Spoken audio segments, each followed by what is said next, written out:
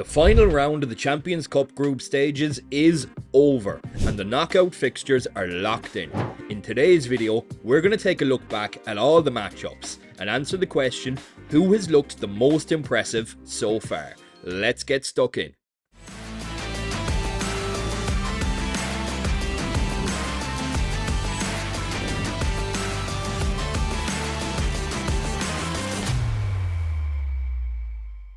So let's kick things off with Munster. It was a tough ask to upset foes Northampton. The match itself lived up to the hype. A 9-try thriller. From a Munster perspective, here's my takeaways. Regardless of the result, it was a much improved performance. We never gave up fighting, and that's all we ask for. Tadhg Beirne looked back to his best, putting in a massive shift. Conor Murray proved his weight in gold with another elite performance. Nash and Kilgallen lit the place up, but my man of the match goes to Jack Crowley. He's had the weight of the world on his shoulders, and he looked impressive on Saturday. His place kicking was brilliant, dogged in defence, and on several occasions his creativity kicked in, his eyes lit up, and he set off. All in all, it was a valiant effort, but it wasn't to be. Had we performed like that against Cast, we wouldn't be looking at a showdown with Rogers Vs La Rochelle, but we'll come back to that. In the other final round matchups, we saw Ulster convincingly beat Exeter in a result that sees the Ulster men squeeze their way through to the knockouts, where they will face the formidable Bordeaux. Nick Timoney and Nathan Doak looked like they had a serious chip on their shoulder after being omitted from the Irish squad, while Cormac Izuchwu has put his hand up for the starting 6 jersey. Leinster pulled away from Johan van Graan's Bath in a fascinating matchup. The major talking point from this one was Bath prop Beno Obano's red card. 2 yellows, the second of which being from a scrum in Leinster's half. Seems incredibly harsh in my opinion. Now, regardless of the red card or not, I think Leinster would have got the job done, but it certainly helped. What do you guys think? Should it have been a red? Toulouse showed their ruthless side with an 80-12 win over Leicester. The Englishmen may call themselves Tigers, but after Dupont and Meafou were done with them, they seemed more like pussycats.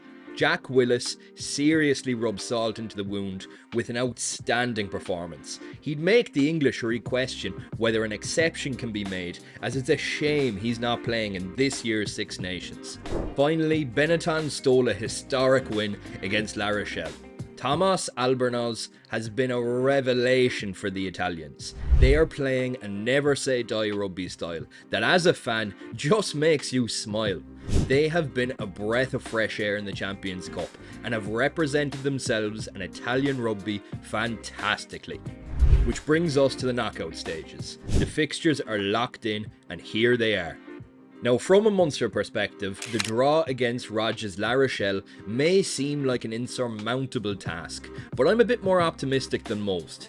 The performance against the Saints gave me hope, and it was immensely better than what we saw against Cast a month or so ago. La Rochelle aren't playing their best rugby this year, sitting 6th in the top 14. If we can keep improving and keep piecing together the puzzle, come April, I think we can give Rog a serious test. Now, to answer the question, who has looked the most impressive so far?